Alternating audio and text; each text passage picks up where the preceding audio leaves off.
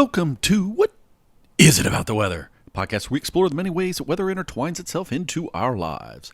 This week, is weather a weapon? We'll get to that in a bit. Hope you're doing well. If you hear some noises on tonight's podcast that are a little out of the ordinary, or it sounds like I'm outside, I'm not. But I have opened the window a bit. We're expecting some storms here. And we're about at that end of what I would call thunderstorm season where I am. And there's some chance we might get some up here. So I don't want to miss it. Winds have been whipping around. Stuff I enjoy. Maybe we'll get some in-episode sound effects. Or as you just may hear, random street noise. I hope it will be the former, not the latter. But we shall see. We shall see. I hope you've had an interesting weather week. Mine's had some warm weather. Finally cooled off over the weekend. A little brisk. These storms coming in have kicked up from the south, though, so we're getting a little warmer air, but then I'm going to kick back into certainly real fall weather again. Iota. Hard to fathom we're on iota in the Atlantic hurricane season. Now, I've had some people they thought, there are two things with this. One, what do you do with iota? Is it a guy? Is it a girl? You know, back in the past, all hurricanes had female names. Then we switched them. Made some sense. Didn't want all these things to be just female. It was unfair. I mean, it's making females out to be the bad person and all this stuff. But is iota an it? I guess it is. You know, but I'm so used to calling a storm he or she. It's weird, right? It takes some adjusting to. Because this doesn't happen very often. These sort of seasons don't happen very often. But the other thing that's throwing everybody off is, I thought we'd be done with zeta. Well, just to be clear, alpha, beta, gamma, delta, epsilon, zeta, eta, theta, iota.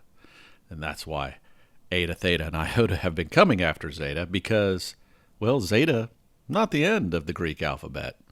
You know, as you heard, just a few letters in. So don't be confused by that. Are we going to get more after iota? I don't care an iota. Actually, I do care.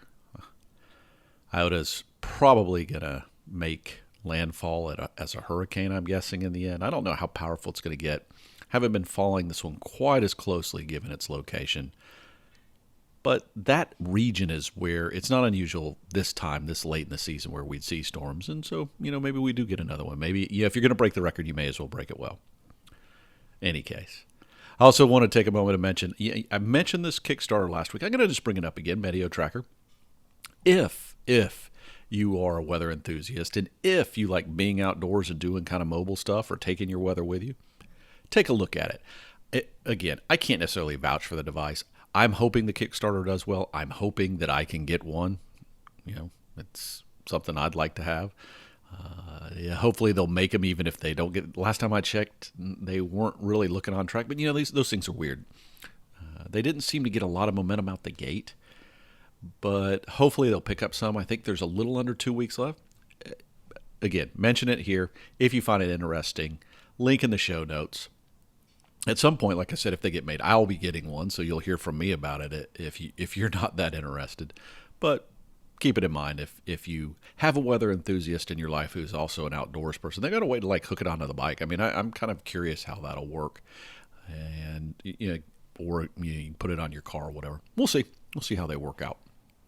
All right. Now, before I get to the main story, I just wanted to take a moment.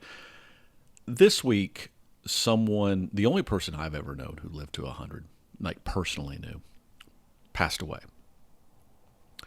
And anytime you hear about those stories, you know, you hear them all the time in the news, and you often wonder what it was like for that person or whatever. Well, having known this person personally, I can tell you that I think to get to that age, you have to have a full, rich life, right?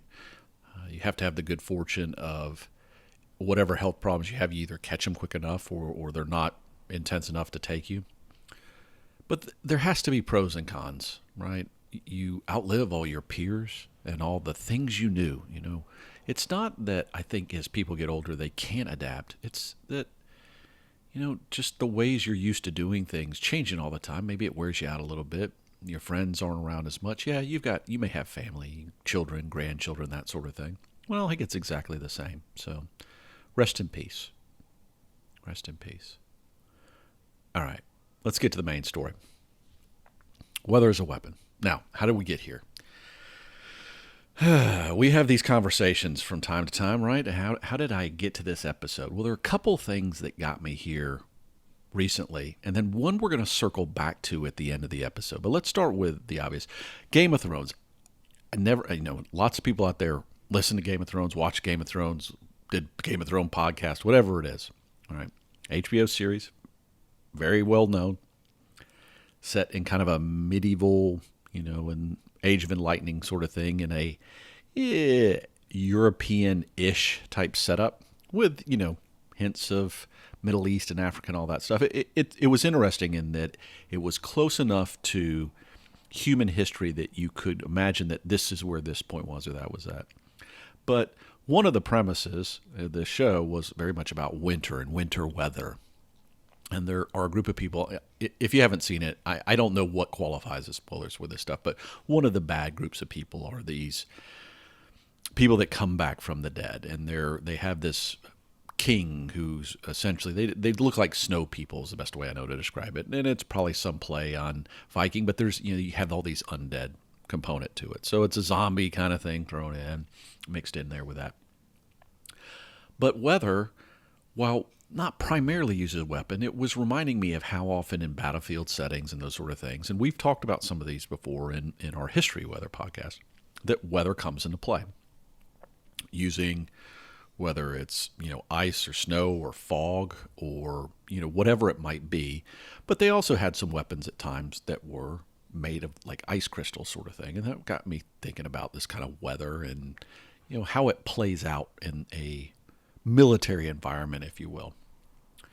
But the other thing that happened recently with the passing of Sean Connery, I was reminded of, films that I liked him in. But one of them that wasn't a particularly well-received film was The Avengers. And the premise of that movie was weather-oriented. It was about controlling the weather, right? And going out to the highest bidder sort of thing, if you will. And I was kind of reminded, again, it was about manipulating the weather for the interest of those who, could afford to pay for it. And I was reminded then of the movie that wasn't so good, the Geostorm movie that so it kind of kept walking down this path. But all that kicks me back to a movie that I saw around 2000, maybe 2001, 2002. That was a movie called The Storm, or at least that's how I knew it. So The Storm was the idea of The Storm was about modifying weather, but in a weapon way. Now, you got a scientist person, you got military people. Person thinks he's learning to steer hurricanes or using technology to steer hurricanes to avoid destruction, whereas the military, of course, wants to be able to move hurricanes in a certain path as a weapon. Now, as a side note, this thing had, depending on which market it was in, whether it was Europe or Asia or whatever, had all sorts of different names. First, it was just The Storm here in the U.S. Then it was called The Storm, like Hurricane Tracker or something. I forget what it was in another market. And then what the funnier one was, it was called literally Twister 2. I don't know, it had some subtitle like The Enormous Tornado or something like that. But it truly was not a sequel to Twister in any way, shape, or form. So hopefully those people didn't fall for that. Luke Perry was the scientist. This was, right after his 90210 days. And Martin Sheen played the veteran military mind and all this stuff. It centered around what had been up in that time, because it was made in a time when we were kind of in a hurricane lull in the Atlantic. But it was around a well-known hurricane, Hurricane Andrew, that hit just north of Miami, okay, Homestead Air Force Base, but in the Miami area, devastating Category 5 hurricane. And it was about, the military being involved in making that happen. So the idea of, did it make landfall where, or did it go awry, or everything go bad, and that's where it ended up going. So you can watch it if you want to. Is it a great movie? No. Might you have a hard time even finding it to watch it? Yes, it's that quality of a movie. But again, with me, it's a weather movie. So those things all kind of, kick around, have that stuff on my mind. So I started looking into things, because we've talked about weather modification before, and I'll put a link in the show notes to the episode where, we had a little more of a conversation about that, about, what can be done, what can't be done. And I sat in multiple conferences, right, where they talk about weather modification and where the science is and that sort of stuff.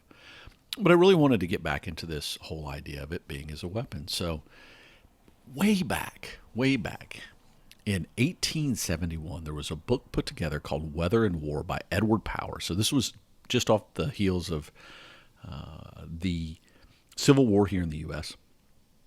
But the focus was artificial rain. And really what it was a book that had a bunch of summary text, if you will, or snippets from people's diaries, different things like that, that really brought together, this battle happened and then this rain happened, and this battle happened and then this rain happened.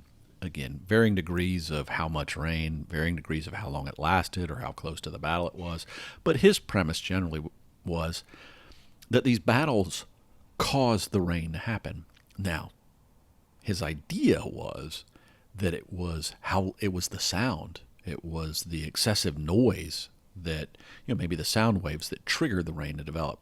Whereas if the rain was truly developed, it was more likely because there was excess smoke and excess condensation nuclei, as we've talked about in just a couple episodes ago when we were talking about more naturally generated ones,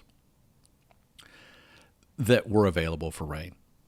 The reality is this more likely, now I can't say that without analyzing each case, was a situation of random statistical connection, right? Because if he really looked at every battle, he would probably find that a lot of times it didn't happen, right?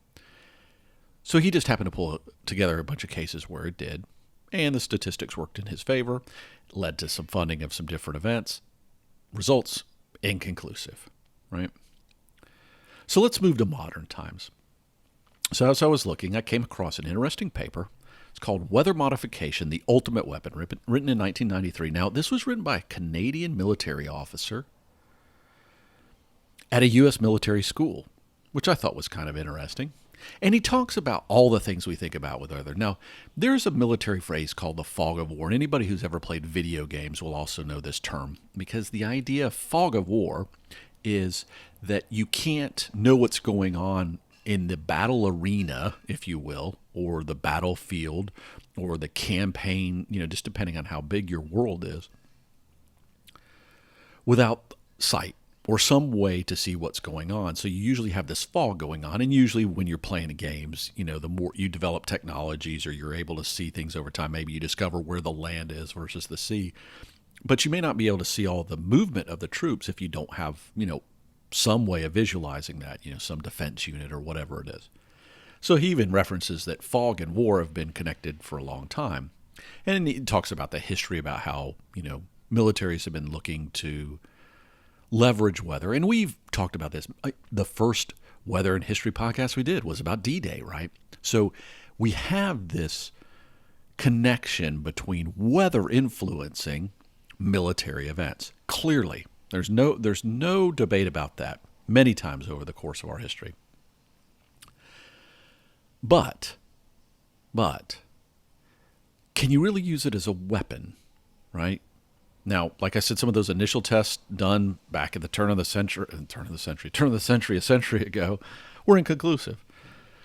But let's say from about the time of World War II or in that era, even during World War II to about the mid-70s, and we'll get why that number is important, there was a lot of effort to explore this idea. One well-known scenario was something called Project Cirrus, and this was a project done in the United States.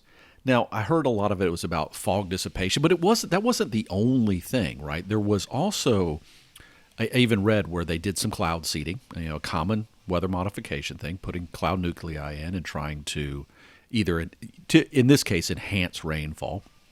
And they had a scenario where the rainfall enhancement was on a band associated with a hurricane. This kind of gets back to that movie. And the hurricane took a track that wasn't originally expected. Now, this was in the 40s. All right.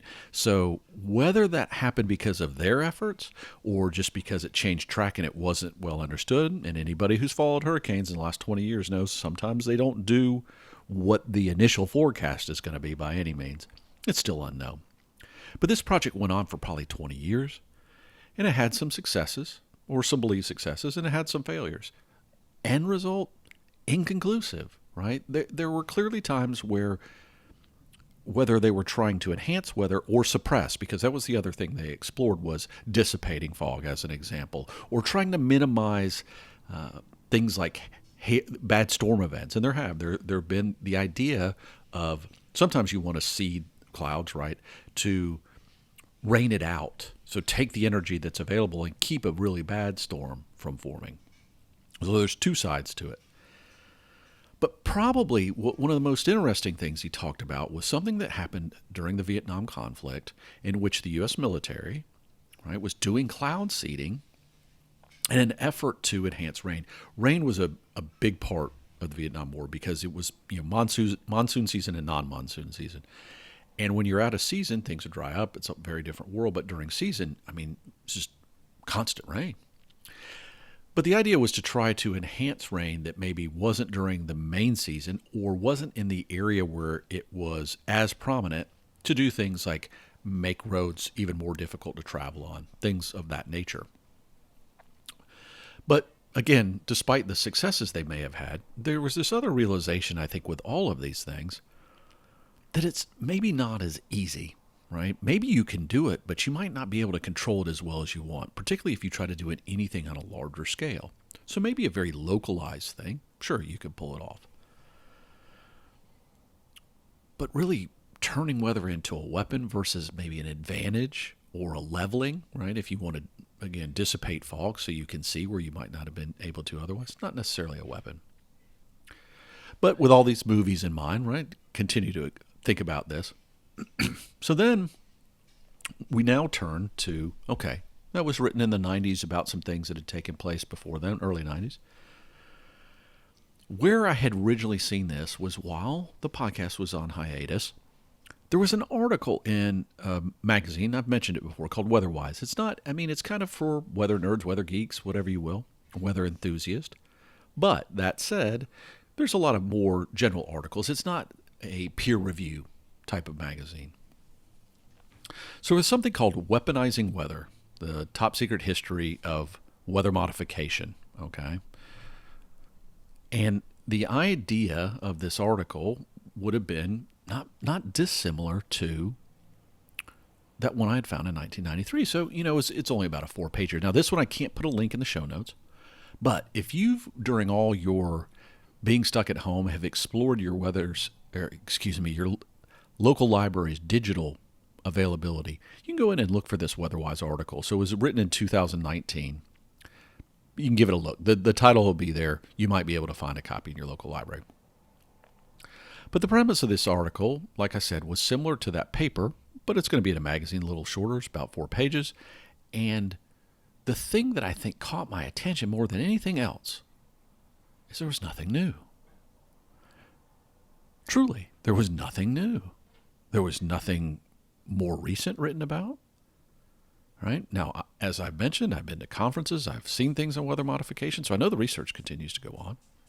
Now, we'd all like to think it's done to make, save crops that might go down because of a drought or whatever it is. Dissipate, as I mentioned, like really bad hailstorms. And I was like, why?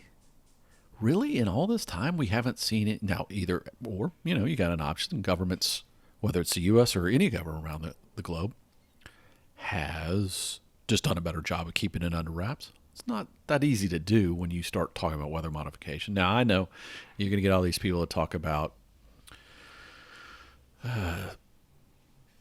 jet trails and all that kind of stuff in the sky. I'm not going to get into that whole debate. I don't think that's weather modification. Yeah, somebody might argue that it is, and I can understand where the conversation comes from because some of this other stuff might have looked like that to people, right? But really, it seems that it boils down to the following. So in the mid-'70s, after this big announcement from the U.S. of what they had done, there was kind of a groundswell, and it hadn't been just that, with things like acid rain and other stuff that, hadn't necessarily been weaponized, but there was some fear that it could be. This idea of we really shouldn't use the environment as a weapon, and it's not just weather, right? It's things like create a localized earthquake, creates a tsunami. What if you could force a volcano to erupt? Any of these types of things, right? So in the mid-70s, something with a very long name was developed, the Convention on the Prohibition of Military or any other hostile use of environmental modification techniques. Long and the short of it is, don't use the environment to do bad things. Now, I think for everyone's sanity, the name was shortened to the Environmental Modification Convention, and I'll put a link. You can read about it. So this development 70s, signed kind of over or more formalized in the late 70s. But I would say a good portion of the countries around the globe have signed on to this. Doesn't mean that they're honoring it. I'm not going to try to say that. But I do wonder how much that's had to do with maybe limiting some of the research that's gone in this area for bad things. Now, you can look at it a lot of ways. You can say, well, the research still goes on. If the military wants it or sees something interesting, they could still take it. Yeah, they could. And that, because it's being done for non-military options in its original development, yeah, they're not violating probably the terms, right? Because with all these things, I'm sure there's some loopholes in different things that maybe have to do with safety or preserving life, or the military could still be involved. But again, I do find it interesting that there's really no signs. So we get into this question of, is it because of this treaty, or is it because it's just not as easy as, our movies like to make it sound? I'm not saying you can't modify weather, but if you really needed to do it on a large scale or really turn it into a weapon, I guess it would depend on what kind of weapon you're looking to turn it into. But is it really feasible? Weather kind of has a, mind of its own sometimes, right? And let's say you're trying to do something of any scale. If the weather patterns aren't exactly what you think, you might do yourself more harm than the enemy. I don't know. Be curious to see where this goes in the future. Evidence so far is all the research that I've seen and all the analysis that's done is it's inconclusive. You can't count on it. And that's even doing the good stuff. Might we get better with it? Sure. Of course we will. As we understand more, as we get a better understanding of the world around us, we're going to be able to do that. I don't know if it's really ever going to be a weapon versus a component of the process, if you will. I haven't seen any signs of it as a weapon. Maybe you have. Maybe you've read a story, you've seen something. If you have, let me know. Be curious to know what you've seen. What is it about the weather at gmail.com? What is it about the weather on Twitter, of course? Mark_Jelinek on Twitter. However you want to get hold of me. Let me know. All right, before I let you go, I'm going to hit you with one thing. We were talking about hail, right? Hail suppression. Came across an interesting story about a huge hailstone that came down in Libya, of all places. I just don't think of those kind of storms hitting the, north side of Africa and the Mediterranean. But, storm kind of drifted just over the, the coastline. Pretty intense storm, 7 inches. Now that is a weapon, right? Again, you can imagine how these things could be used as weapons. But what I found that was interesting is, did you know hailstones are categorized? So anything over 7 inches is called a gargantuan hailstone, just so you know. Just so you know. So there was some gargantuan hail in Libya not too long ago. Hopefully nobody was hurt. But man, I can't even fathom. I've had hail damage to a car before, and I know how loud it was. I was inside a building and how loud it was, and that was not even anywhere near this stuff. That's size of day after tomorrow size hail. All right, well, I'm gonna let you guys go, and hopefully your week will have no severe weather. No one trying to use the weather as a weapon against you. I went out on a bike ride yesterday, and the wind was trying to whip me around. So. Hopefully it was just good old, I don't even want to call it Mother Nature. That doesn't seem right. Nature doing its thing, right? But may you find something in all that weather that intrigues you in a way you never thought about. Some connection that you go, I wonder if. Because as we all know, there's much more weather than the weather itself.